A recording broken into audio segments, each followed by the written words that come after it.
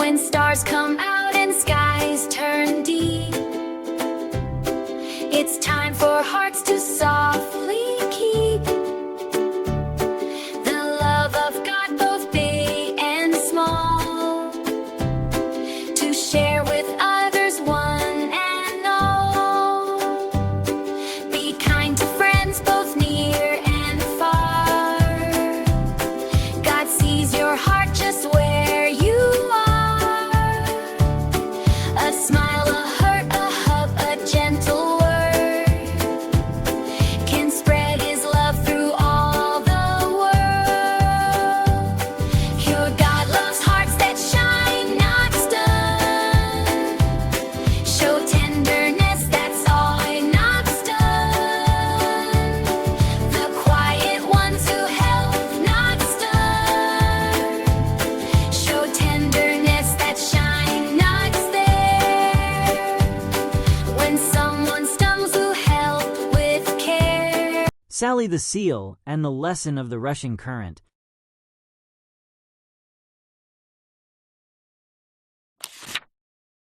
In the heart of the shimmering ocean lived Sally, a seal known throughout the colony for her unmatched speed and daring spirit.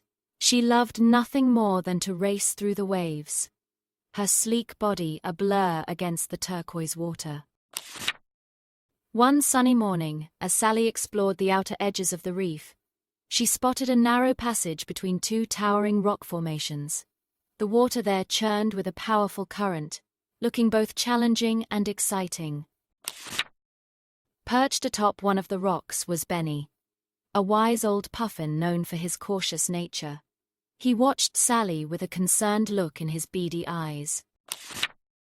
"Sally, that current looks dangerous," Benny called out, his voice barely audible above the roar of the water. "It's not worth the risk." Sally, never one to back down from a challenge, simply laughed. "Don't worry, Benny. I'm smart enough to handle it," she replied with a confident grin. Without a second thought, Sally dove into the churning water. The moment she entered the passage, the strong current seized her, pulling her deeper than she anticipated. The current dragged her through a dark and tangled kelp forest, the thick seaweed wrapping around her, hindering her movements. She struggled to break free, but the pull was too strong. Panic began to set in as Sally found herself deeper and deeper within the kelp forest. She was disoriented and exhausted, her initial confidence washed away by the relentless current. Just when she thought she couldn't struggle anymore, Sally remembered her mother's wise words. "When you're in trouble, stop, think, and plan." Taking a deep breath, Sally forced herself to stop struggling. She closed her eyes, focusing on calming her racing heart and clearing her mind. As she calmed, Sally noticed the current wasn't uniformly strong. There were moments when it eased slightly, offering brief windows of opportunity. Remembering her mother's teachings about using the ocean's flow, Sally decided to wait for one of those lulls and use the current to guide her back toward the entrance. With newfound patience, Sally waited for the next lull. When it came, she used her strong flippers to navigate through the kelp, letting the current assist her rather than fighting against it. Slowly but surely, Sally made her way back, carefully maneuvering through the kelp forest. Each movement was calculated, each breath deliberate. After what seemed like an eternity, Sally finally saw a glimmer of sunlight ahead. The entrance to the passage was within reach. With a final surge of effort, Sally burst out of the kelp forest and into the open water, gasping for air and blinking in the bright light.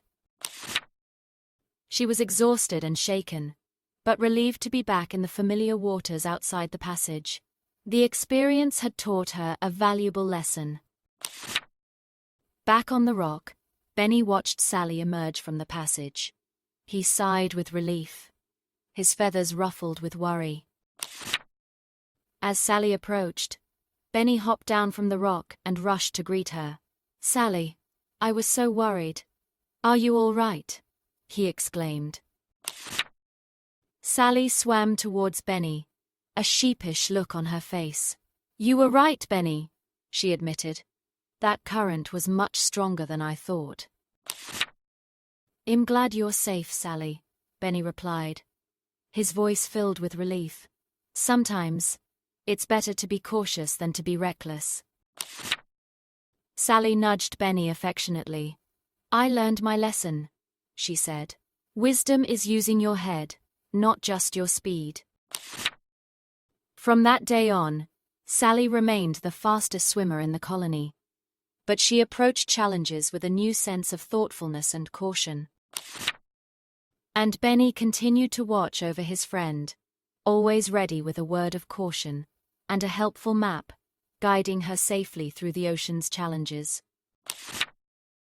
Together, they explored the ocean, their friendship strengthened by the lesson of the rushing current, reminding them that true wisdom comes from balancing courage with caution. Sailor the Seal, Peace in the Storm.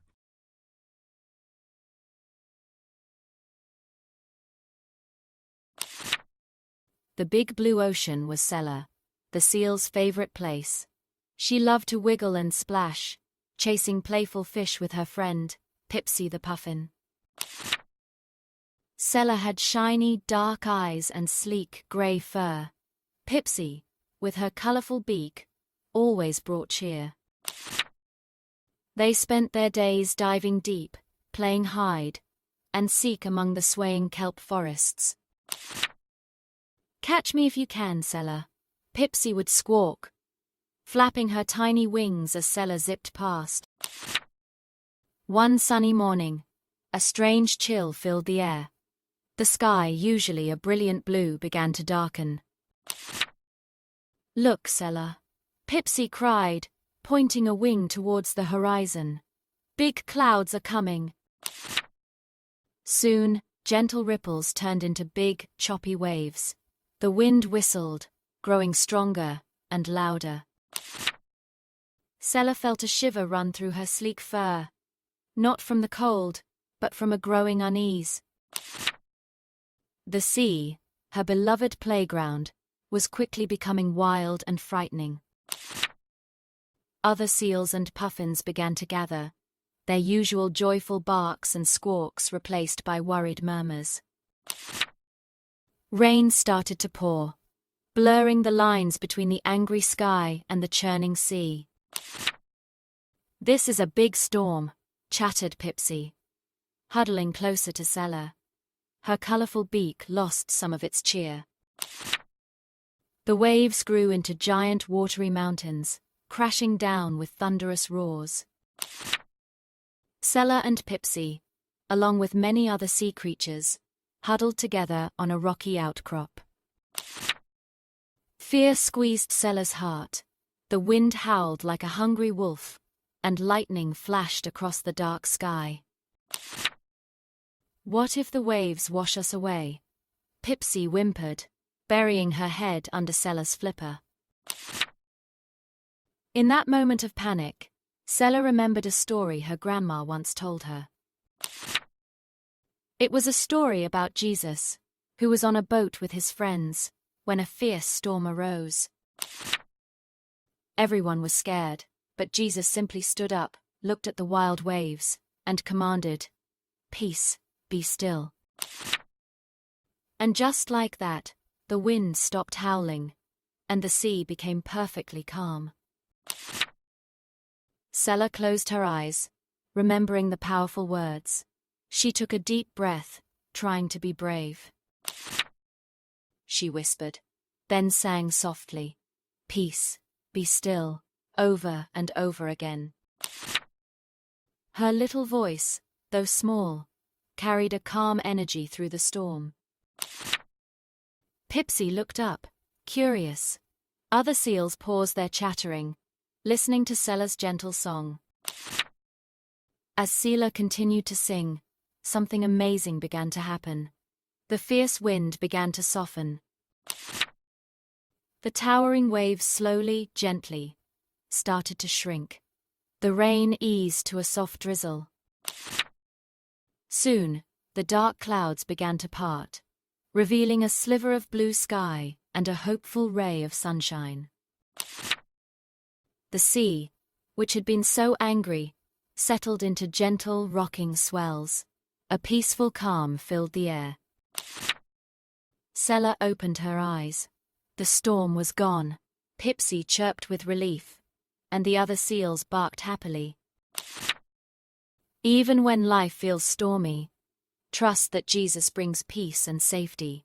Sella's courage helped them all find rest in God's care. Sages see change. A tale of listening.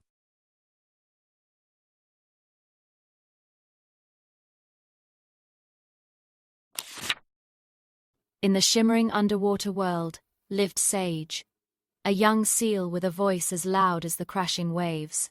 He believed he knew everything and was always eager to share his opinions with anyone who would listen, whether they wanted to or not. "I know the best way to catch a fish," Head declared to the bewildered pufferfish. "Just follow my lead, and you'll never go hungry," Head confidently told the sea turtles.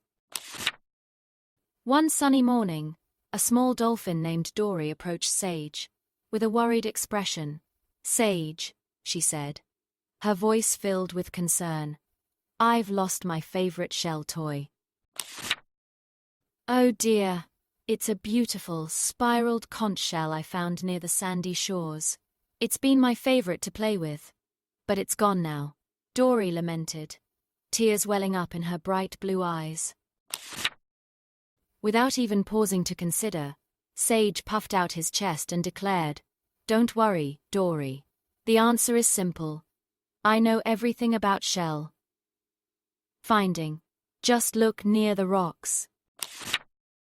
Dory, trusting Sage's seemingly endless confidence, immediately swam towards the jagged rocks, her tail propelling her through the water with hopeful determination. She searched every nook and cranny, peering behind seaweed and under boulders, but the beloved shell was nowhere to be found among the barnacle-covered stones. Disappointed and frustrated, Dory returned to Sage, her face etched with sadness. "I looked everywhere near the rocks, Sage, but my shell isn't there," she cried. Sage, momentarily taken aback, shifted uncomfortably on his rock. He hadn't considered that his advice might be wrong. He had so much confidence that he just knew he was right. Just then, an old wise sea turtle, with a shell covered in algae and barnacles, slowly approached them. She had witnessed the whole exchange from afar. "Young Sage," she said, in a slow, gentle voice, "wisdom listens before it talks." The old turtle paused, her gaze full of understanding. Sometimes the answers are found not in speaking but in hearing. Sage felt a wave of embarrassment wash over him. He realized that he had been so busy trying to impress others with his knowledge that he hadn't truly listened to Dory's story. Silently, Sage slipped off the rock and swam towards the shore, away from Dory and the wise old turtle, the weight of his actions heavy on his young shoulders. He found a quiet spot by the edge of the water, where the gentle waves whispered secrets to the sand. He sat there, alone with his thoughts, for a long time. Instead of filling the silence with his own voice, Sage focused on the sounds around him, the seagulls crying, the waves crashing, and the soft murmur of the ocean breeze. As he listened, something stirred within him. He remembered seeing something earlier that day, something he had dismissed as unimportant in his rush to offer advice. He suddenly recalled seeing a spiraled shell floating towards the vibrant coral garden further out in the ocean, earlier that morning, while he was boasting about how fast he could swim. A wave of determination washed over Sage. He knew where Dory's shell was, not because of his cleverness, but because he had finally learned to pay attention to the world around him. He raced back to Dory and the old turtle, his heart filled with newfound humility. This time, he didn't interrupt or boast. He simply shared what he had remembered. "Dory," Sage began, his voice softer than usual. "I remember seeing a shell like yours floating towards the coral garden earlier today." Dory's eyes lit up with hope. "The coral garden," she exclaimed. "That's where I love to play. Maybe, just maybe, it's really there." With renewed energy, Dory thanked Sage and swam towards the coral garden, her tail swishing with anticipation. Sage and the old turtle watched her go, a sense of quiet hope filling the air. A few moments later, Dory emerged from the coral garden, her face beaming with joy. In her flipper, she held her beloved spiraled shell. "I found it! I found it!" she cried. From that day on, Sage became known not just for his loud pronouncements, but for his quiet observations and thoughtful advice. He learned that true wisdom comes not from speaking, but from listening. And as the waves whispered their secrets to the shore, Sage continued to listen, always ready to lend an ear and offer his wisdom. Only after he had truly heard what others had to say.